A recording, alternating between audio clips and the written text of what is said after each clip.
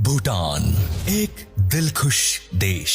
दोस्तों, वैसे तो आज के समय में लगभग हर देश दुनिया के सामने खुद को अलग और खास साबित करने में लगा है, लेकिन आज हम आपको दुनिया के एक ऐसे देश के सैर पर लेकर जाने वाले हैं जो आज के इस मॉडर्न युग में इंटरनेट जैसी सेवाओं से कटा हुआ है। 7 लाख से अधिक जनसंख्या वाले इस देश के लोगों को पेड़ों से बहुत ज्यादा लगाव है। भारत, तिब्बत और चीन की सीमा से सटा हुआ ये देश आज तक किसी भी देश का गुलाम नहीं बना। दुनिया के गरीब देशों की लिस्ट में शामिल इस देश में कोई भी व्यक्ति भीख मांगते हुए नहीं दिखाई देगा और ना ही यहाँ पर कोई भी व्यक्ति आपको बेघर मिलेगा। इसकी वजह है यहाँ के लोगों की दयालुता और उनकी सभ्यता। तो चलिए आज इस देश की सैर पर चलते हैं और जानते हैं इस देश के बारे में कुछ दिलचस्प फैक्ट्स। दोस्तों, भूटान दुनिया का आखिरी ऐसा देश है जहां पर साल 2001 में टीवी और इंटरनेट पर से प्रतिबंध हटाया गया। हालांकि आज भी यहां के लोग इंटरनेट की दुनिया के साथ जीने के मुकाबले अपने धार्मिक परंपरा के साथ जीना पसंद करते हैं। हालांकि भूटान की राजधानी थिम्पू के लोग इंटरनेट और स्मार्टफोन से दोस्ती कर चुके हैं। भूटान एक महिला प्रधान देश है, इसीलिए जब किसी कपल की शादी होती है तो भारत की तरह लड़की अपने पति के घर नहीं जाती, बल्कि यहाँ शादी के बाद लड़के की विदाई होती है। क्यों, चौंक गए ना? जी हाँ, ये बात बिल्कुल सही है। दरअसल भूटान महिला प्रधान देश है और वहीं भूटान में पुरुषों के बजाय महिला ही अपने घर को चलाती है। और यहाँ तक भूटान में आपको ज्यादातर महिलाएं व्यवसाय और खेतों में काम करती दिख जाएंगी। दोस्तों, भूटान में हर नागरिक का जन्मदिन एक ही दिन मनाया जाता है। जी हाँ, यहाँ साल के पहले दिन यहाँ के नागरिक अपने जन्मदिन के तौर पर मनाते हैं। भूटान की राजधानी थिम्पू में आपको एक भी ट्रैफिक लाइट देखने को नहीं मिलेगी, क्योंकि यहाँ के लोग इतने समझदार हैं जिन्हें ट्रैफिक लाइट्स की जरूरत ही नहीं। शायद भारत में भी ऐसा हो पाता। दोस्तों, आपको बता दें कि यहाँ पर तंबाकू और पॉलीथीन पूरी तरह से प्रतिबंधित है। यही वजह है कि आपको भूटान में पॉलीथीन देखने को नहीं मिलेगी। आपको भूटान के बारे में ये बात जानकर हैरानी होगी कि भूटान का असली नाम भूटान नहीं, भूटान को सिर्फ इंग्लिश भाषा में भूटान बोला जाता है, जबकि यहाँ का स्थानीय नाम ड्रुक युल है, जिसका मतलब है ड्रैगन का देश। पूरी दुनिया में भूटान एक अकेला ऐसा देश है जहाँ के लोगों पर पर्यावरण संरक्षित रखने का दायित्व है और वहाँ के नागरिक अपने इस जिम्मेदारी को बखूबी निभाते हैं। जैसा कि हमने आपको पहले भी बताया था कि यहाँ के लोगों को पेड़ पौधों से खासा लगाव है।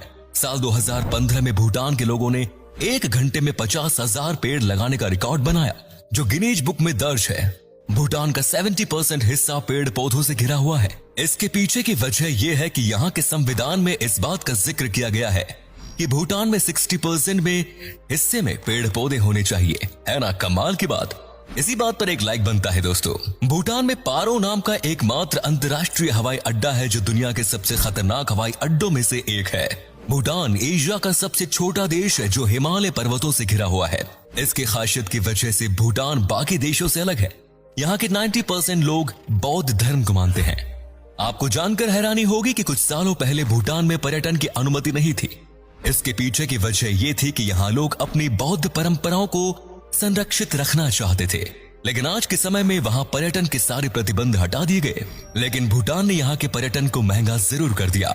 यहाँ घूमने के लिए आपको यहाँ के लाइसेंस प्राप्त गाइड को हायर करना होगा, जिसका प्रति व्यक्ति चार्ज 200 से लेकर $250 प्रतिदिन है। लेकिन अगर आप भारतीय हैं तो आपके ऊपर ये नियम लागू नहीं होता। लेकिन भारतीयों को भी भूटान जाने से पहले परमिट की जरूरत होती है, जो केवल 7 दिनों के लिए वैलिड होता है, जिसमें आप केवल पश्चिमी भूटान में यात्रा करने की अनुमति दी जाएगी। इसके पीछे की वजह यह है कि वहां की सरकार पर्यटन से बचती है। उन्हें लगता है कि बाहरी लोगों के आने से उनकी सभ्यता खतरे में आ सकती है। यहाँ के लोग वाकई में बहुत क्रिएटिव होते हैं। भूटान में आपको एक से बढ़कर एक किले मिल जाएंगे जो बड़ी खूबसूरती से पहाड़ों पर बनाए गए हैं। इसके साथ ही यहाँ के होटल्स भी बड़े शानदार होते हैं, जिनका आर्किटेक्चर देखने लायक है। आबादी और क्षेत्रफल के हिसाब से भूटान दुनिया के सबसे छोटे देशों में से एक है, जिसका क्षेत्रफल 4300 किलोमीटर है, जो भारत से 86 और अमेरिका से 256 गुना छोटा है। दोस्तों, भूटान ऐसा देश है जहां पर दुनिया का सबसे ऊंचा पहाड़ मौजूद है।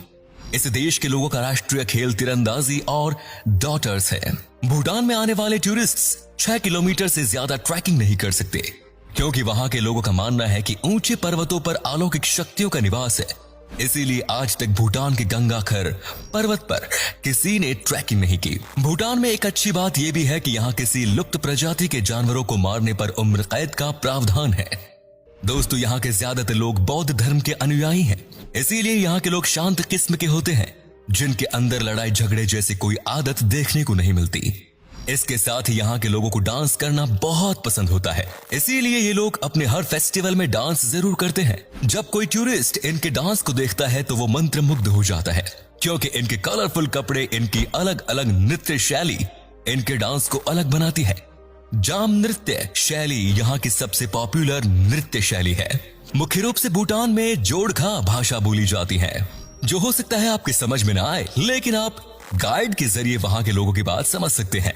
दोस्तों, आपको भूटान के बारे में बात जानकर हैरानी हो सकती है कि भूटान के पास अपनी कोई सेना नहीं है, बल्कि भूटान की सुरक्षा की जिम्मेदारी भारत सरकार की है।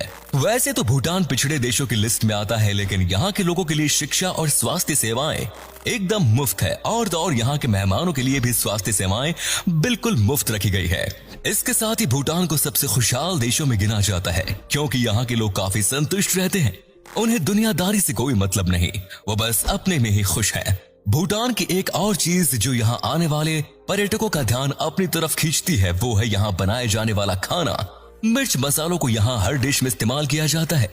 भूटान में आपको खाने के लिए बहुत सारी डिश मिल जाएगी, जिनमें एम्मा, दच्ची, शाकम्पा, फक्शापा, पुटा आदि शामिल है। चलिए अब आपको भूटान की उन जगहों से रूबरू करवाते हैं जहां घूमने के बाद आपकी आत्मा तृप्त हो जाएगी। इस लिस्ट में सबसे पहले हम बात कर लेते हैं भूटान के सबसे बड़े शहर थिम्पू की, जो भूटान की राजधानी भी है, जहां घूमे बगैर भूटान की यात्रा अधूरी रह जाती है। वांगचू नदी के किनारे समुद्र तल से 2400 किलोमीटर की ऊंचाई पर बसे इस शहर के केंद्र में 4 समानांतर सड़कें बनी है।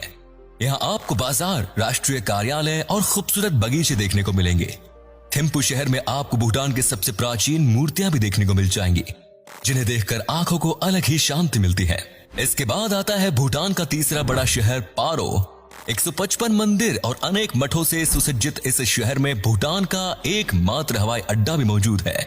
जैसा कि हम पहले भी बता चुके हैं, भूटान में सबसे लोकप्रिय मठों में टाइगनेस्टी मॉनेस्ट्री है, जो एक बड़ी सी चट्टान को तराश कर बनाई गई है। यहाँ आने वाला हर टूरिस्ट एक अलग ही शांति में डूब जाता है। इसके अलावा पारो में रेड बम्प जोन, भूटान का राष्ट्रीय म्यूजियम भी घूमने के लिहाज से बेहद उम्दा स्थान है। अगर आप भूटान की परंपराओं से जुड़े सामान को खरीदने में दिलचस्पी रखते हैं तो आपको पारो बेकांत मार्केट में जरूर जाना चाहिए, जहां जाकर आप कुछ न तो कुछ जरूर खरीद लाएंगे, जो आपको भूटान यात्रा की हमेशा याद दिलाएगा। अब बात कर लेते हैं पुनाखा शहर के बारे में, जो थिम्पू से पहले भूटान की राजधानी हुआ करता था। महज कुछ किलोमीटर में बसा ये शहर थिम्पू से 77 किलोमीटर की दूरी पर स्थित है। इस जगह पर ट्रैकिंग और राफ्टिंग करने का अलग ही मजा है। पुनाखा शहर अपने 108 गुम्बदों की वजह से भी बहुत प्रसिद्ध है। यहाँ पर भूटान का सबसे लोकप्रिय और पुराना बौद्ध मंदिर पुनाखा जोंग मंदिर भी है, जहाँ पहुँचने के लिए आपको एक बेहद खूबसूरत पुल से होकर गुजरना होगा। अगर आप नेचर ब्यूटी को देखना चाहते हैं तो आपको हा वैली जरूर जाना चाहिए, जो पारो से 67 किलोमीटर की दूरी पर स्थित है। इस जगह पर आप भूटान के पारंपरिक रीति रिवाजों से रूबरू होंगे, इसीलिए भूटान जाने पर इस शहर को घूमना न भूलें। तो फिर आप कब जा रहे हैं भूटान, कमेंट्स में बताइए, और वीडियो अच्छी लगी तो लाइक कीजिए। दुनिया के ऐसे देशों के बारे में ऐसे ही इंटरेस्टिंग वीडियोस देखते रहने के लिए हमें फेसबुक पर फॉलो करिए, और अगर यूट्यूब पर देख रहे हैं तो चैनल को सब्सक्राइब कीजिए। धन्यवाद।